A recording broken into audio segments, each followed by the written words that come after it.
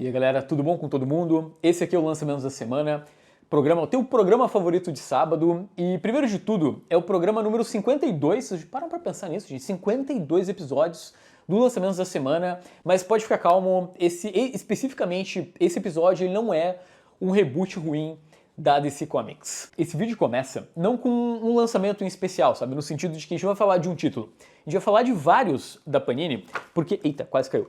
Porque essa semana a editora tá, digamos assim, consolidando uma mudança de postura que acho que tem mais ou menos um ano, que é as republicações de quadrinhos em capa cartão. Eu dei uma olhada na lista de lançamentos da Panini e tem, por exemplo, o Universo Ultimate, que para quem não sabe seria o prelúdio para esse novo universo.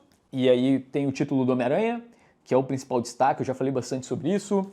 Gente, vamos parar e pensar o seguinte, até um tempo atrás, os quadrinhos saíam em capa cartão na banca e quando esgotava, ok, tu perdeu. E aí a gente para pra pensar no seguinte, é uma nova iniciativa da Marvel, especificamente o Universo Ultimate, que tá no hype, agora acho que é setembro, agosto, vai ter o volume 2, que, aliás, o volume 2 é muito bom, mas o volume 3, galera, isso aqui é muito legal. Fora isso, tem a saga do Wolverine, que é outro caso muito complexo, né? Pô, gente, sempre que esgotava algum volume de alguma saga, era um pega pra capar. A gente ficava desesperado.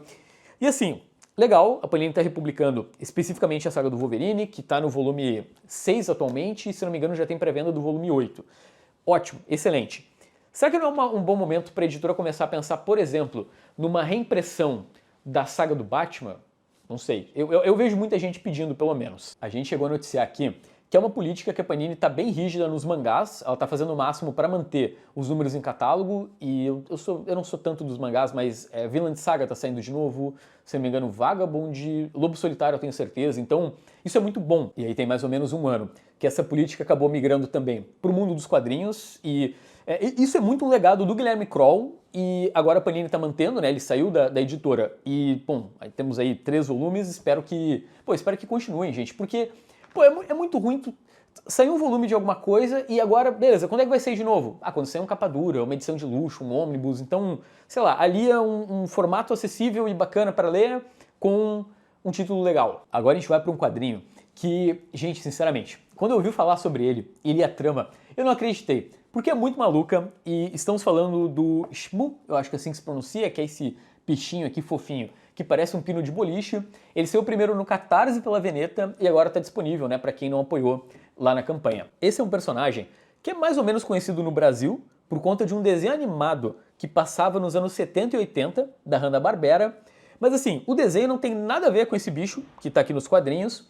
O Shmoo, ele nasceu nas tiras de jornal do Ferdinando, de Al Capp, que nos anos 40 já era uma das tiras mais lidas dos Estados Unidos. E vamos lá, o que faz o Shmoo? Ele oferece para um ser humano a satisfação máxima. Ele produz ovo, leite, ele pode ser um bife, ele se reproduz rápido, ele não gasta nada de energia e é super fofinho. Pensa que se tu tem um Shmoo na tua casa, tu tem tudo, tá? Tu não precisa trabalhar. Isso acaba gerando uma crise no governo e, para você ter uma noção da popularidade dessa tira, esse personagem virou livro, virou bonequinho, virou música. Eu acho legal que a Veneta é uma editora que ela traz uns resgates muito inusitados. Eu não fazia ideia o que era o Shmoo e de repente, né, observando a sinopse, enfim, os dados da publicação, é algo impactante, algo que fez sucesso no seu tempo e tem todo um comentário político por trás, né, essa ideia do bichinho que consegue, né, prover tudo e acabar com a força de trabalho. Para terminar os lançamentos nacionais, temos que falar sobre um mangá que é o Beck, Mongolian Shop Squad. Por quê? Porque ele está sendo um sucesso, foi um destaque na PocCon, é considerado um clássico e vem pela editora MPEG, que é uma editora que aos poucos está ganhando espaço no nosso mercado. E galera, vamos lá, é um mangá 2 em 1, 400 páginas por volume e tem 17 volumes ao todo. Beck é a história de uma banda de rock, como ela se forma, como ela cresce, como é a relação entre os músicos, vai mostrar a trajetória de um grupo que faz sucesso no Japão. Aqui a gente conhece o Yokio, que é um loser, acaba conhecendo um guitarrista e começa a se interessar por rock. Estamos falando de um mangá que já virou filme live action, série animada, game, tem inclusive uma linha de guitarras inspiradas em Beck. Deixa eu aproveitar o intervalo desse programinha, né, entre os lançamentos nacionais e os lançamentos e os lançamentos gringos para falar sobre o cupom AMIGO20.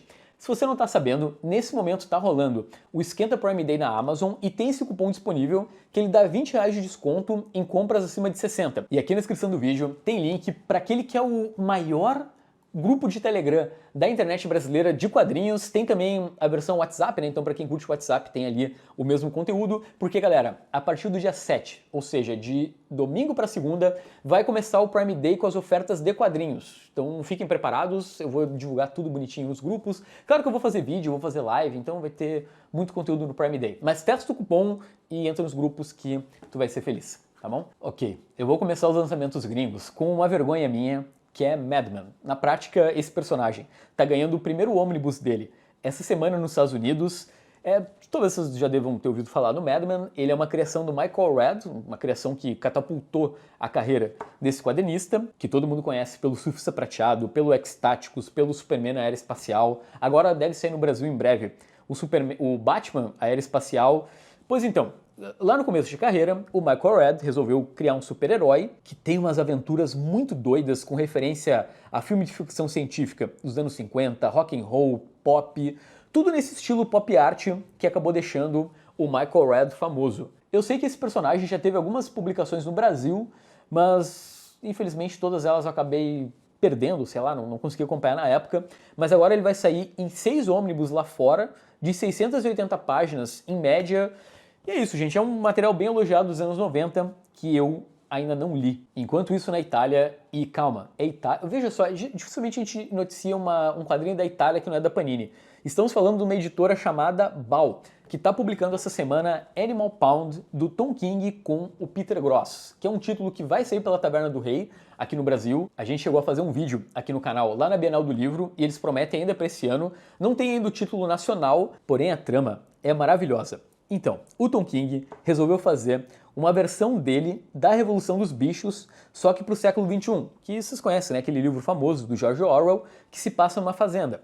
O quadrinho do Tom King com o Peter Gross se passa num abrigo de animais, tipo um canil municipal, e aí enquanto o primeiro era uma fábula sobre socialismo, capitalismo e democracia. Na metade do século XX, o Tom King inventou uma fábula sobre política nos dias de hoje. E agora vem a curiosidade máxima. Ok, Animal Pound é sobre esquerda, direita, extremismo, e tem um personagem que é um arquétipo do Donald Trump. É um cão que tem seria as características de um político como Trump. E durante a história, ele sofre um atentado, sendo que o Trump, no mundo real, sofreu um atentado dias antes do gibi ser publicado. Ou seja, a editora ela teve que explicar que não, a obra ela já tinha sido pensada muito antes do que aconteceu, ou seja, não é como se eles estivessem fazendo referência direta ao acontecimento do mundo real, só foi uma coincidência e, enfim, é o tamanho da treta. Para terminar, você sabe que a ideia desse programa é sempre também adiantar alguma coisa que, ok, talvez vá causar um impacto lá fora, ou tem nomes conhecidos, e a gente vai falar sobre Dr. Worthless, que sim, é uma junção de imprestável com inútil, e aparentemente é mais uma forma de dar uma sacudida no caixão do Frederick Werthmann, que vocês com certeza conhecem, figura icônica do mundo dos quadrinhos, que escreveu aquele livro que acabou virando um símbolo contra essa mídia lá nos anos 50, né? Levou os gibis para as fogueiras, fez pais proibirem filhos de ler histórias em quadrinhos, mas a ideia dessa obra é apresentar um outro lado dessa figura polêmica que é menos conhecido. Sim, ele era um estudioso de criminosos, ele queria saber como os crimes aconteciam, como funcionava a cabeça de um assassino. Sendo bem sincero, a história, ok, me chamou a atenção, mas o que realmente me fez colocar aqui na lista é que a equipe criativa é o Harold Sketcher com Eric Powell. Sim, a mesma galera que fez Ed Gein, quadrinho que saiu pela Dark Side, que é excelente.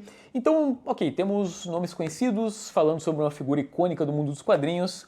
Eu, sinceramente, quero dar uma lida. Agora a gente vai para as rapidinhas e, galera, vocês não têm ideia o tamanho dessa lista. Então eu quero pedir duas coisas. Se vocês puderem, primeiro, clique no botão do like e, segundo, quem edita o lançamento da semana é a minha namorada Raíssa. E ela... Você não tem ideia o número de capas que ela vai ter que colocar nesse programa na edição. É muita coisa. Então se vocês puderem colocar aqui embaixo, sei lá, ela vai gostar muito. Obrigado, Raíssa. Vai ser muito legal. Pela Panini, tem Mulher Maravilha, a saga da Mulher Maravilha, edição número 7. Tem World Tree Volume 2, eu achei o volume 1 muito chato, então provavelmente eu não vou pegar o volume 2. tem Poder Absoluto, Força Tarefa 7, Vingadores edição número 20, Respawn, volume 2, muito bom, gostei muito do primeiro, A Saga do Homem-Aranha, volume 4, tô lendo e tá muito legal, Wolverine edição número 31 e Gwen-Aranha Esmaga. E aí nas livrarias no geral, acabou de chegar Chabuté, Acender uma Fogueira, que é uma adaptação do conto do Jack London pela Comic Zone. Tem um quadrinho muito legal para quem gosta de Dark Fantasy, que é o Tenebrosa, o lançamento que já saiu em vários países e aí finalmente chega no Brasil. Também pela Comic Zone. Tem algo que eu quero muito ler, esse eu não cheguei a pegar ainda, que é o mangá Na Prisão, que já tinha saído pela Conrad, já é meio que elogiado mundialmente. Pela Tábula tem John Lennon Tributo, quadrinho que saiu em 1993, com participações do Flávio Colim, veja só. Da JBC tem Prisão no Céu, mangá premiado no Japão em volume único, então esse eu pretendo dar uma lida. E lembra que eu falei que ia ter muita capa? Então se prepara porque a HQueria, ela não sabia a hora de parar. Vamos lá. Tem O Ladrão de Livros, A Ilha das Mulheres, O Deus Vagabundo, Vagamundo, Salão Destino, Joy a Pirata, Os Miseráveis, Os Mascarados, Os Fantasmas da Minha Cidade, Inversão da Curva dos Sentimentos, A Fuga, Caputim, Desvio, No Escuro da Floresta e A Amiga Genial, que é uma adaptação do best-seller da Helena Ferrante. Galera, vocês têm ideia que eles estão publicando 14 lançamentos. Eu acho que talvez a HQueria tenha passado a Panini numa semana, o que é completamente inusitado. Partindo para as rapidinhas gringas, tem o Capitão América, de Chip Zdarsky, com Valério Schmidt, que vai ser, inclusive, assunto no Dos Quadrinhos News. Tem Gotham Sirens, que é a volta daquela série que junta Arlequina, Era Venenosa e Mulher Gato. Chris Claremont, que não larga o osso dos X-Men, tem esse especial que recupera o Dias do Futuro Esquecido, com desenhos do sofrível Salvador Larroca. Tem Authority Pocket, sim, quadrinho elogiadíssimo que eu recomendo, por Warren Ellis e Brian Hitch, tomara que saia nesse formato no Brasil. Tem também um relançamento que está saindo lá fora, obra de A.M. Carroll, que é um quadrinho mais de terror, muito, muito elogiado. Tem um ônibus da Strike Force Morituri, que é uma série que teve uma palhinha aqui no Brasil, saiu pouco, mas era muito, muito boa. Tem o Spider-Man Panel by Panel, que junta Amazing Fantasy número 15 e Amazing Spider-Man número 1.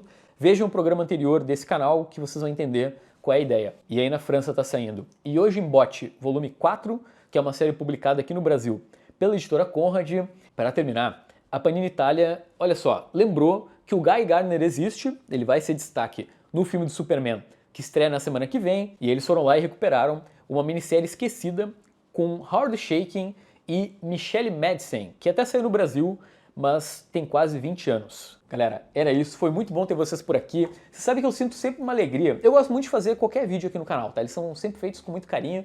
Mas o Lançamentos da Semana, ele é um serviço de utilidade pública, então fico muito orgulhoso. Lembra de dar o like aqui embaixo, tem também os grupos de promoção, então tem tanto o WhatsApp quanto o Telegram, lembrando que o Prime Day, né, a partir de segunda, tem promos de livros e quadrinhos, vai estar tudo mastigadinho aqui na descrição do vídeo, e se você puder digitar o Obrigado Raíssa, vai ser muito legal. E ela vai olhar esse vídeo, eu vou surpreender com vários Obrigado Raíssa, tá bom? Valeu, valeu.